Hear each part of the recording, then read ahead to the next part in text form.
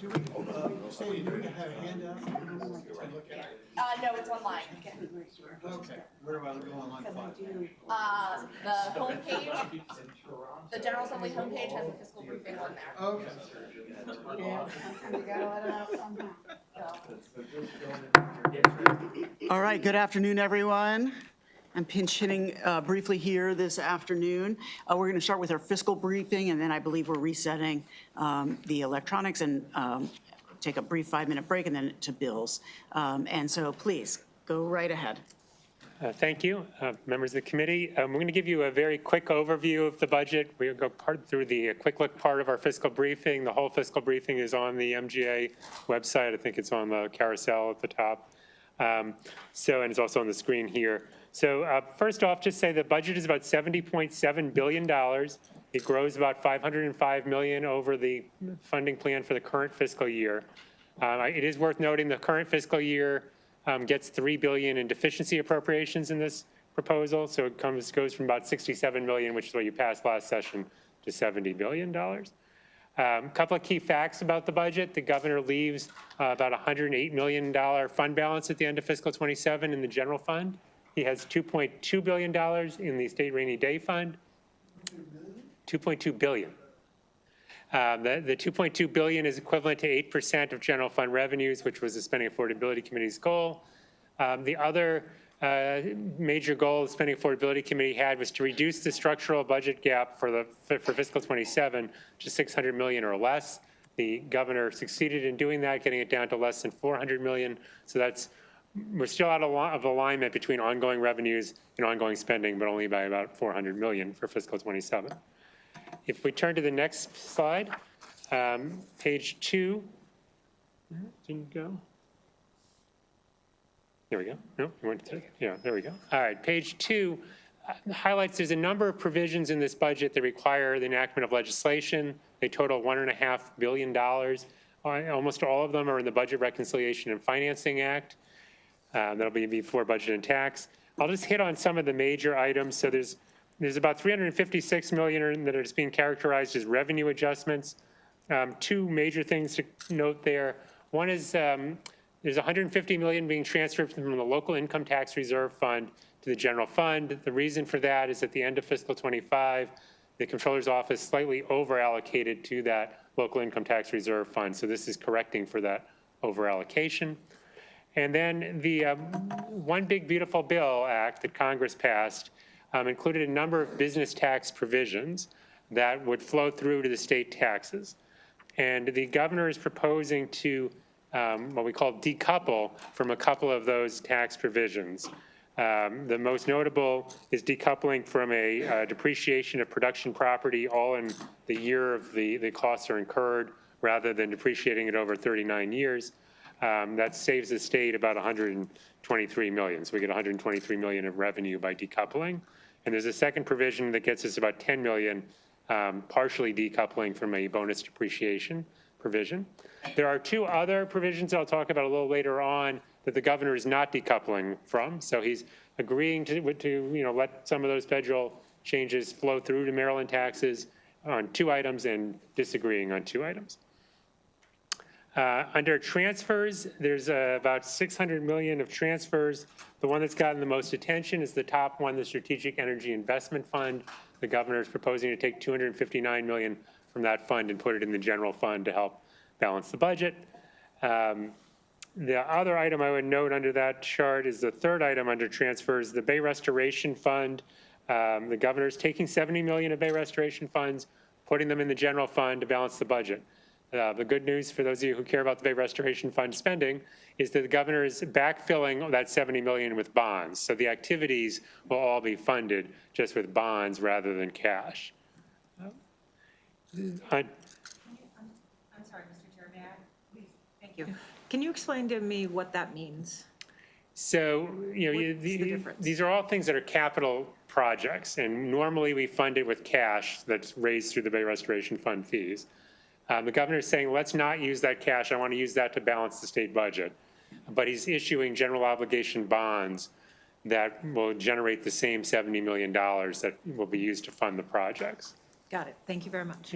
Thank you, Mr. Chair. Okay, under spending reductions, nearly 600 million, but most of it, 450 million of it, is cutting the appropriation to the rainy day fund. So by law, the governor is supposed to make this appropriation into the rainy day fund. He's saying, hey, we're already at 8% in the rainy day fund. We already have 2.2 billion.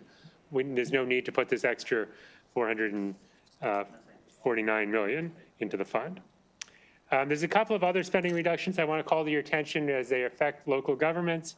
The first is teachers' retirement.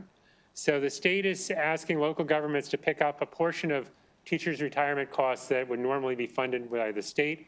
Essentially, we're shifting $39 million of costs to county governments that relates to teachers, librarians, and community college staff. So those costs will be borne by the county government itself. We'll have to make those payments. Second item is the disparity grant. Oh, okay. So good to see you. How are you? Good. Great. Thank you. You know, now that I got, is that a permanent shift or a temporary shift? It is a permanent shift. The governor did the same thing last year. He shifted about 98 million to the counties. Right. This is another 39 on top of that 98. So the formula, it was currently before last year, and then what is it now for how the two entities, state and local, funded? So the way it's supposed to work is that the locals pay the normal cost, if you will, which is the value of the benefits that teachers earn in the coming year, the future pension benefits. And that's what the locals are supposed to pay, and the state is supposed to pay any unfunded liability costs that the pension system's incurred. For example, when the pension system has poor investment returns, we're short in terms of what the actuaries think we need, and it's the state's job to over time fund that. So Although what the we state have is, been a little, I know. yeah, so what the state is saying now is the locals will pay the normal costs plus the 98 million we shifted to you last year plus 39 million that we're shifting to you this year. And somewhere in your document or elsewhere I can find how that impacts Harford County. Yes, page 56 of the document online is, or the fiscal briefing shows county by county all of the impacts. Thank you. Yes. Thank you. The other local government impacts I would just mention, disparity grant is being level funded at the fiscal 26 formula level. That saves about $27 million. That cut particularly impacts two jurisdictions. Prince George's County loses $17.5 million. Allegheny County loses $6 million. There are impacts in a number of counties on the Eastern Shore, as well as Garrett County, but they're smaller dollar impacts. The last local aid cut I want to talk about is community college formula. So the governor's letting the formula grow a little bit. It goes up by $11 million, but he's capping the individual schools' growth at 3%, which is saving about $21 million by saying no school can grow more than 3%. So there's a number of other smaller reductions, but those are sort of probably the most notable and the ones you're most likely to hear about, at least from your local jurisdictions. If we go to the next slide, yeah, so this page 3, the graphic is showing you the structural budget outlook so it's fiscal 27 through 31. The bars show you the the Moore administration's forecast of the structural budget shortfall by year. The blue dotted line was the Legislative Services forecast back in December when we briefed spending affordability. So the good news is that the outlook for 27 and 28 is better under the governor's plan. He's made substantial progress, as I mentioned earlier, on the structural gap in 27. And he shrinks the 28 gap by about 400 million. The bad news is in the more distant out years, the gap is very similar to what we forecasted in December. So by 2031, you're looking at a $4 billion budget shortfall between expected revenues and expected spending. So the next term, you'll face very significant fiscal challenges in trying to align revenues and spending. Go to the next slide. So what this pie chart is trying to show you is, so in December, we were forecasting on a cash basis a 1.6 billion shortfall. So how did the governor solve that? And the bottom line is the green part of the pie is spending reductions. So about 3/4 of his solution is spending reductions. And we go to the next slide. It sort of focuses in on, so what are the surprises in the budget? So this chart is comparing what we were forecasting in December to what the governor's budget actually does. You can see there's a number of bars going down where there's less funding. The first I already talked about is the BRFA items saving, close to $600 million. There's also about $345 million of savings where the governor found federal dollars or special funds to substitute for general funds. We avoided cuts by finding other ways to fund the activity. The reductions I want to call your attention to that are maybe most notable here are the third bar, behavioral health and Medicaid. We think behavioral health for Medicaid is significantly underfunded in the budget. The administration essentially assumes there's zero growth in behavioral health spending. We've seen very steady increases in demand for behavioral health services the last couple of years in Medicaid. So we think we were about $170 million higher back in December. That may be too high, but we think somewhere between 170 and zero is the right number. So the budget is likely short, by 50 to 100 million or so. Another reduction that's worth noting is developmental disabilities. The governor is proposing $150 million of cost containment actions that will actually result in less spending on DDA services in fiscal 27 than in fiscal 26. I think this reflects that the program has grown by, in general funds, $1 billion over the last 5 years, which is about 20% a year growth. So there's some concern about the sustainability of growth of that magnitude. Last thing I would note is for health and human services providers across the board, we're level funded, so there's no rate increases for DDA providers, behavioral health providers, most Medicaid providers, which is a little bit of a departure. Usually we see provider rates go up at roughly the same rate that state employee salaries go up, but this year the governor is providing a 1.5% cost of living to state employees, but no growth for the providers. So it's a bit of a deviation from what normally occurs. On the far right side of that chart, you can see there's some places that have actually more spending than projected, and the big item is $259 million or so for what we're calling initiatives enhancements, and they are broken out on the next slide, page 6. I'm not going to try to go through all this list. There's a lot of different items of various amounts. I wouldn't say there's necessarily a theme, but I do want to point a couple of items out. The second item on the list, since the General Assembly has been able to add to the budget, you've always done that by cutting things that the governor's proposed to make room. This year, the governor is actually leaving $30 million of capacity for your ads. So you're starting out with $30 million that you can fill into the budget without having to cut anything. There's also, as you kind of scan down the list, a fair number of things for economic development initiatives, about 5 items or so down. There's the new headquarters for IonQ gets a $20 million subsidy. There was $10 million provided last year. The state's Sunny Day Fund, which is used to support business attraction efforts, gets $16 million. It got $16 million last year as well, and none of that has been spent. So now they'll have $32 million to use to try to attract or retain businesses in Maryland. The Enough Act grows by $15 million to a little over $30 million. And then the governor announced back in November an agreement with AstraZeneca where they're going to build a new facility in Gaithersburg and expand one in Frederick. And the state agreed to spend about $14.5 million a year, each year for 8 years to help subsidize the expansion of AstraZeneca's operations in Maryland. And you can see there's a number of other smaller items. I won't go through all of them. You can look at them at your leisure. On page 7, I wanted to highlight the Strategic Energy Investment Fund. There you go. So there's a lot of, there's been a big surplus in the Strategic Energy Investment Fund because our revenues have really surged over the last 2 years. And so the governor is proposing to spend down much of the surplus in 2 ways. He's using quite a bit, over $300 million for budget relief, as you can see in that chart. Money being transferred to the general fund, money being used to support capital projects that have a renewable energy or other SEEF-related purpose, and then various places in state operations where there's state positions that kind of do SEEF-related things that we're going to use SEEF rather than general funds for. So there's that $333 million is helping the budget. And then there's about almost $400 million of new investments. The most notable, perhaps, is last session, the General Assembly provided $200 million of SEEF money for ratepayer relief. Those were the $40 credits that people received. The governor is proposing to do another $40, just one $40 credit at a cost of about $100 million this year. He's also spending $100 million for incentives for solar and clean energy projects, which apparently is to backfill cuts at the federal level to those sort of incentives and subsidies. And then he's sending $42 million to higher education research centers in the state, I think in part because we've seen lots of federal cuts to research, with the idea that this money will be used for energy resiliency and climate. $25 million goes to the university system, $8.5 million to Morgan, $8.5 million to Johns Hopkins University.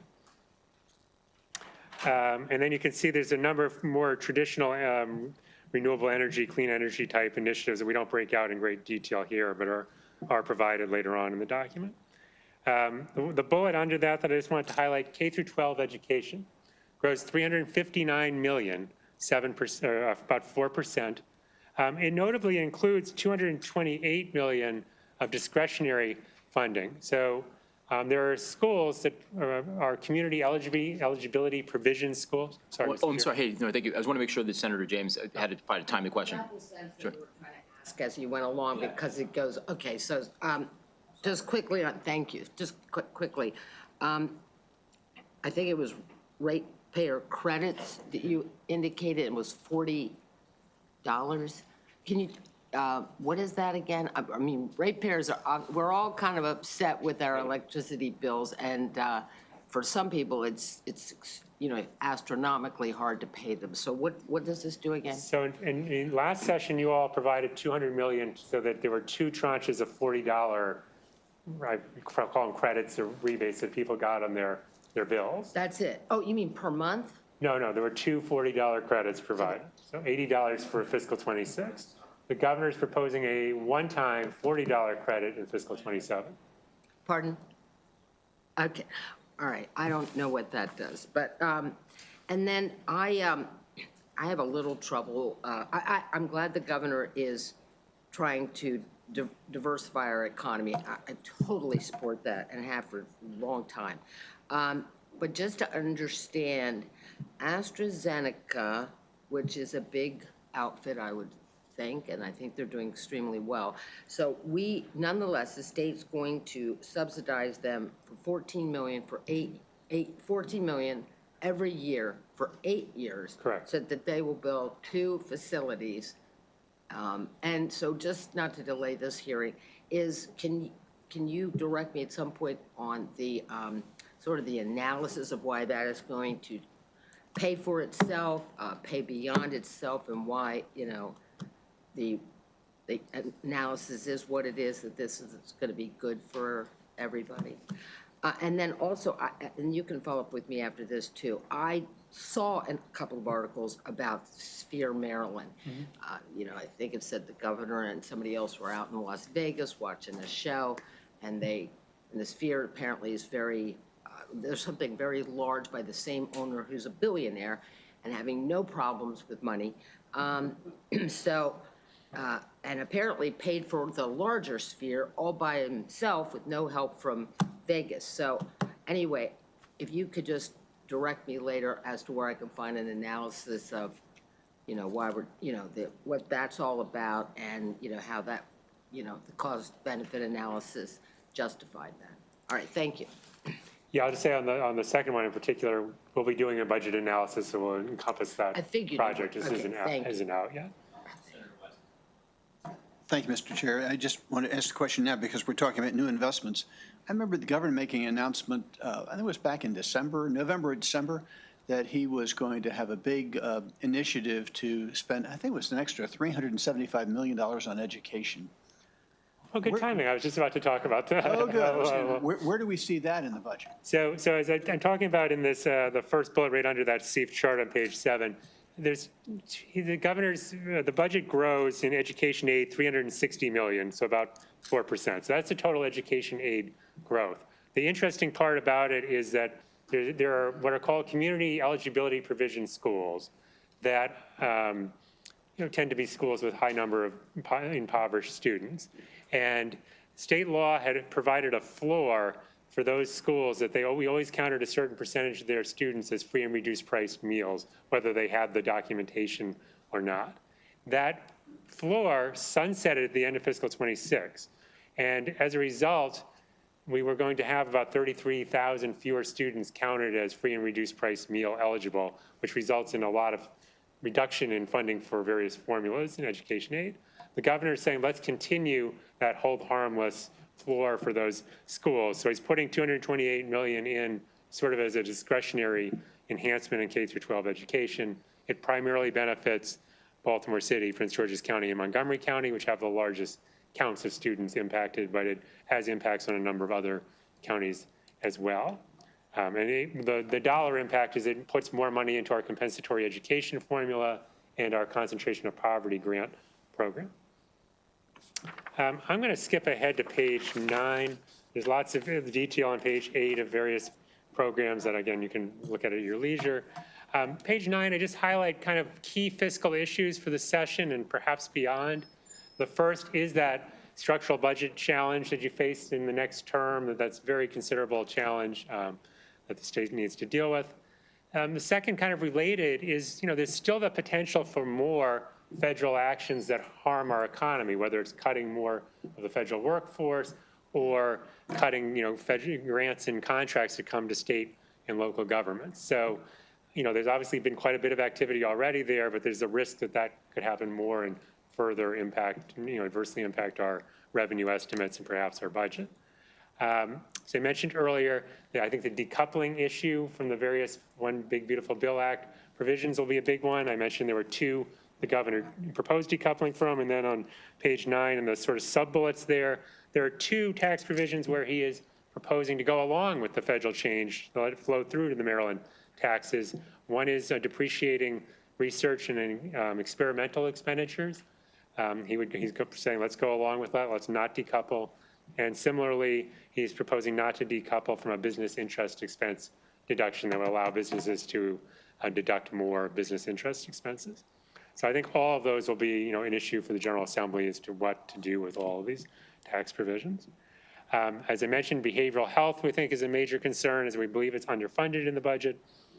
In transportation, there was an audit at the end of fiscal 25 that the Office of Legislative Audits did that identified $1.4 billion in transportation expenses in fiscal 25 and prior years that were charged to federal dollars, but there's not actual documentation they're going to be able to claim the federal dollars. This has happened with other agencies. I don't think you're going to actually see us short $1.4 billion, but there is certainly a risk that they're not going to get the full amount. So we could end up, hundreds of millions short what we were expecting, and that would be a hit to the Transportation Trust Fund that the state would need to backfill. The health department has some similar issue.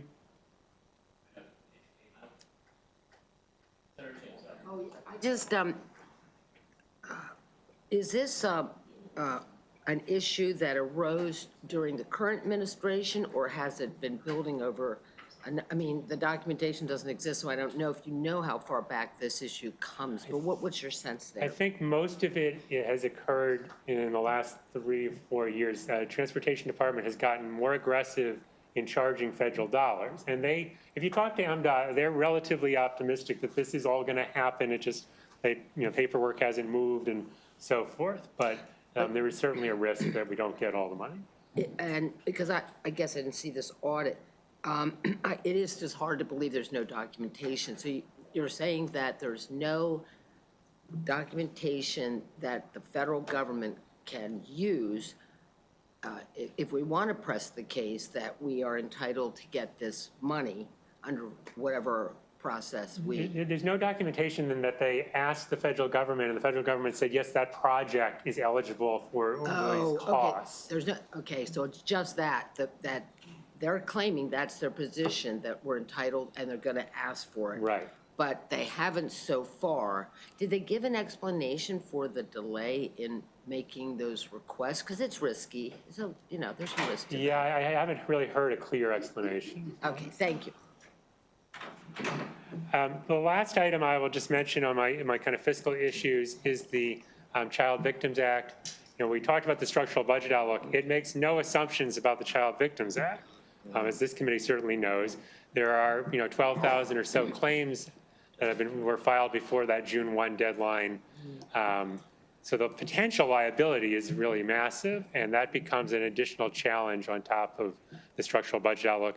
Not something I expect you're going to have to deal with this session, but in the next term, it's a sort of a second financial challenge to figure out how to pay for whatever claims we settle or the court orders us to settle. Mr. Chairman, that's kind of the high-level overview of the budget. I'm happy to answer any other questions the members have. Mr. Chair, so you say there are 12,000, the last I heard there were like 8,000 claims, so it's now up to 12,000 claims? That was the number I got from the Attorney General's office this fall. Okay. I So, understand, just to add to that, I mean, there was after the legislation passed saying if you don't file by June 1, the liability drop, that you can claim to a lower drops. level. There was a big surge in, claims coming in. Right, sure, okay. So we're talking about 12,000 claims, and this assumes that the bill we passed, I think it was last year, that limits each claim to one occurrence. Right.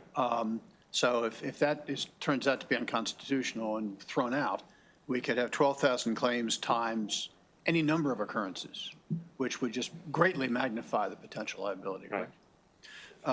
Last question that I have is, I'm worried about the state's bond rating. Moody's already has downgraded us. Do you all have any opinion as to whether or not the failure to put money into the rainy day fund this year and taking a lot of money out of the CEF fund will induce the remaining two bond agencies to also downgrade our bond rating? I think that I'm not overly concerned that the rainy day fund amount matters. And I think from like the CEF rating of various funds, I think the rating agencies don't really care like how we figure out, how to move our money around. I think the risks to our bond rating from the other rating agencies are one that we continue to have this structural budget gap, and then we made a little progress, so we can at least point to that, but that we still have this enormous challenge in the next few years. And I think the other risk is just any federal actions. If there's more actions, it's one of the reasons I think we've maintained a AAA rating for a long time is both generally good fiscal management, but also we had a strong economy. It's underpinned by a lot of federal jobs that are high paying and help support our economy. So I think part of what Moody's was looking at is you've got this huge structural gap, you have more debt than we think you should have, and your economy is starting to look kind of, a little bit shakier than it has historically. So I think that that's the risk to the kind of underlying economy and the structural gap are the biggest worries. Great. Thank you for your answers to my questions. During one of our bill hearings, I think it was my colleague from Western Maryland that brought to our attention that the Police Accountability Board funding for the state, that there was zero appropriation for it. Is that accurate? And if so, is there a plan, or was it supposed to phase out, or what's happening there? I believe the mandate ended, I think it was $4 million, and so the governor put zero in the budget. That's correct. So as far as I know, there's no plan to fix that, but obviously, as I mentioned, the General Assembly can add to the budget, so there's always an opportunity to restore funding. Okay. And then someone was mentioning something about the cigarette restitution fund and what was happening there. Are there changes there? I think what you're probably hearing about, and it's a little complicated, and I apologize for everybody. So we get from the tobacco settlement, we get a steady stream of cigarette restitution fund revenues. Now, but there's also litigation going on about how much we should get and whether we properly enforced the tobacco settlement statute. So under state law, so there's money in escrow and there's arbitration going on that goes back like 15 years or more. And under state law, if we were to win some of the arbitration dollars, they go into an account that's supposed to be used to fund the HBCU settlement. So the governor's budget assumes that we are going to actually receive $70 million from the tobacco settlement from the arbitrator ruling in our favor. But what he's not doing is he doesn't want to use all 70 for the HBCU settlement. He wants to use $35 million of it for the HBCU settlement and $35 million to fund Medicaid tobacco program, like the kind of health programs, if you will. Now, the good news is the HBCU settlement amount for fiscal 27's budget is $60 million. He has funded that. He did $35 million from this, arbitration dollars and $25 million of general funds. So the HBCU settlement is fully funded. I think the reason he did this sort of convoluted changing of the law, and there's a BRFA provision to do all this, is that I think their 70 million estimate is an optimistic estimate about how much money we'll actually receive. And I think they were trying to avoid funding the HBCU settlement with money that they weren't sure would materialize. So I think that's why they went through all these machinations to fund that settlement. Thank you. I appreciate that. Thank you, Mr. Chair.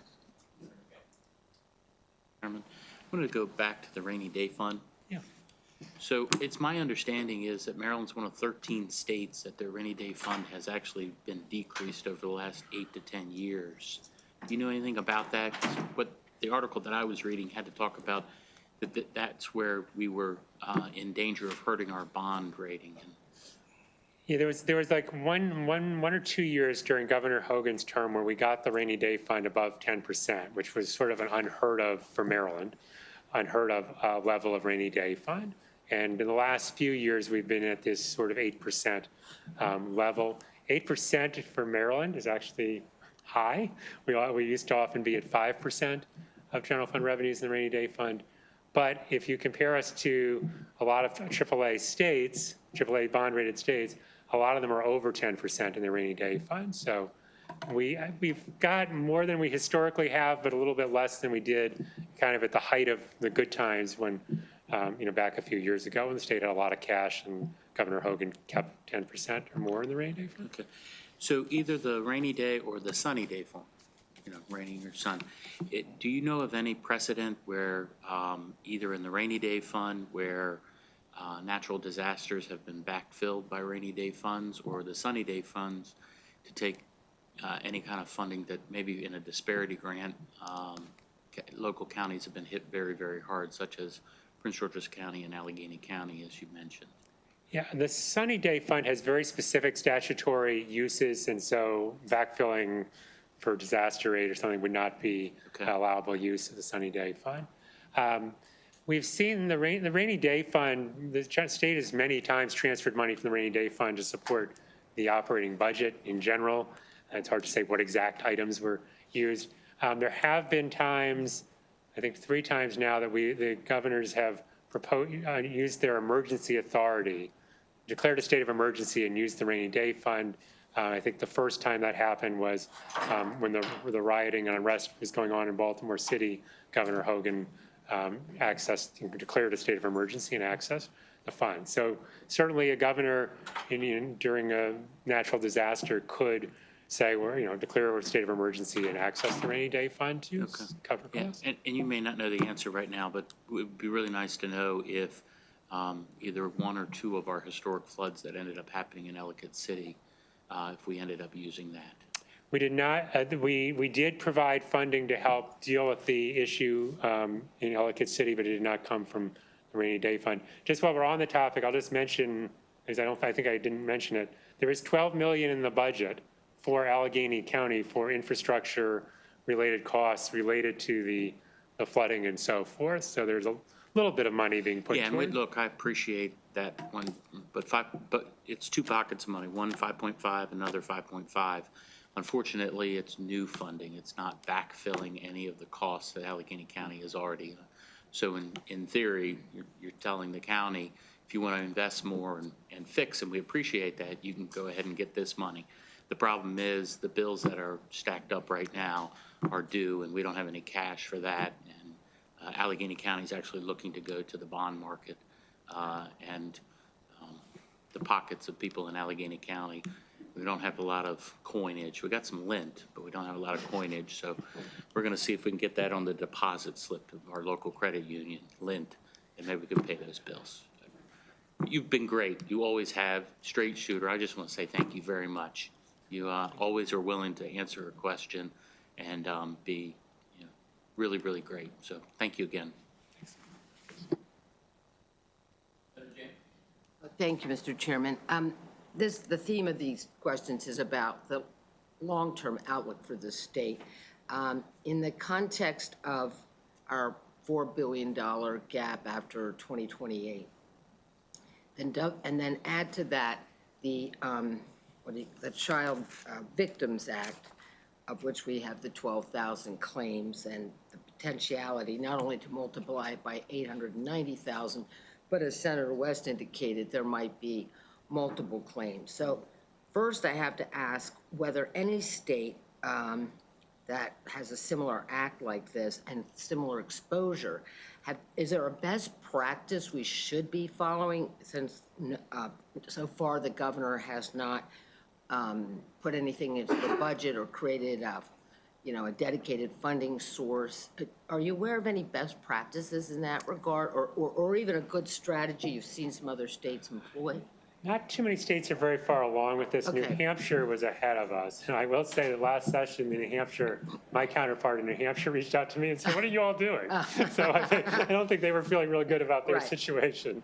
So, yeah, and I don't know, we could talk later about maybe the state, the legislature might want to consider pressing the executive branch to do something fiscally sound in this regard. I think we have some authority there, but anyway, that's my worry in that sense. That, and here's the last part of that question. So the rating agencies, which always are a little bit of a mystery in how they rank us, but we've been very proud. I was on the budget committee, always so proud that we've never been downgraded, and it's really unfortunate that we have. Do the rating agencies take a look at or become aware that this is basically an unfunded liability? And remember how many unfunded liabilities and all that stuff, and counting rules had to change to press states to not hide their pension unfunded, right? So my concern is the rating agencies will become aware of this and maybe other things in the budget, and that would pose a risk to us. Is that a fair thing for me to worry about a little bit, or are they completely unaware, don't care, and as long as we come up with the money? But I'm worried that we have $4 billion and this and some other problems on the horizon. I know, I've seen the state documents that were shared with the rating agencies. I know that they included in some notations about the fact that this Child Victims Act is out there. All right. I can't say that there were a lot of questions from the rating agencies, so they may not be focused on it, but they're aware of it. They are aware of it, but they might become more concerned if, we get to a real dollar, here's a settlement of this much. Right. And I assume there'll be a global settlement or something like that, but you can never predict. Second question, and again, you can follow up later, is the DDA budget increasing by, I think this is unprecedented, 20% per year. That's huge, right? And I don't know how many years that was, but I'm sure it's been a number, because it wasn't underfunded even when I was over on appropriations, but it's gotten bigger, I think, right? Over the last 5 years, it's grown by 20% a year. So when you have a budget that's growing by 20% a year, and then you impose cost containment on it, to me, it seems you're kind of kicking the can in some ways, unless, the cost containment would be just denying a lot of people their, claims that they usually make. Do you understand the cost containment to be that they're just going to tighten up eligibility and whatnot, or is this, well, we're not going to do anything this year, but we'll look at it years down the road? No, these are they're real cost saving proposals. Okay. I'll give just a couple of simpler examples. There's a proposal to cap the amount a DDA client can receive in benefits in a year at $500,000. So there's something like 80, or there's at least 100 people who are over that limit. So that would be, if we follow through with that, that would be a real So we have impact a lot of authority then to administer this program Yes. the way we see fit. Yes. Not that people will be happy with that. And I suspect there's more diagnostics and we go along. And then I also suspect a lot of people are very aware of, the opportunities here to get some help. And that alone can encourage more claims than there might have been in the past. Yeah, what's interesting is that the budget problems aren't really driven by the number. There's a fairly predictable increase in the number of people served. Okay. The people in emergencies get put into the program. Youth who complete school get moved into Right. DDA. What it's been driven by is really just the costs of serving the individuals in the program, and so a lot of what they're doing is trying to. There's been a lot of processes where families could ask for exceptions to rules. And I think that generally they've granted I'm the aware. exceptions, and now the state is saying, maybe we need to stop and like hold the line on some of these Yeah, I things. had a constituent, I did help them, but I also knew that in a larger way, these kind of exceptions can make it unaffordable for people to get anything. So there's my last question, and you can follow up later. The opioid restitution, is that accounted for in this budget document? Some discussion or points about it somewhere? I don't think we've say much here. Okay. We'll do a more detailed analysis in the budget analysis that covers that program. Do you have a sense of, I know, I guess we got some money, because I saw an article about Baltimore, it was a critical article because it was saying Baltimore City's getting some money, but they're sending it to some nonprofits that have some problems, like habitual back taxes. And so it was an article provocative about, let's manage this money well.